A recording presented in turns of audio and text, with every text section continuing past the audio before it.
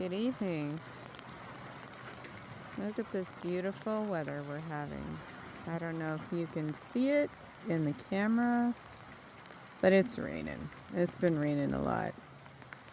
It was busy on Saturday and didn't get down to the river on the other side, so I decided to take a ride and drive over to the north side of the bridge so you can see.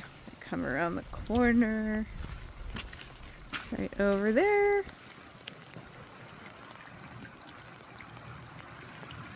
There's the sign. Usually we're like right kind of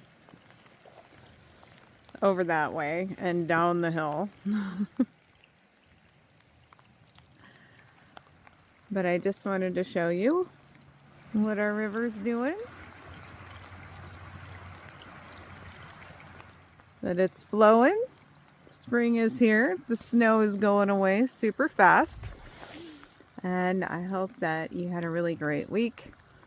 And hang in there. It's time to start planting stuff soon. It'll happen a lot faster than you think. And hopefully you'll be seeing some things growing. The nettles should be popping up. Some springtime food, fiddleheads. Getting excited for it. So I hope you have a great week. Happy Sunday evening.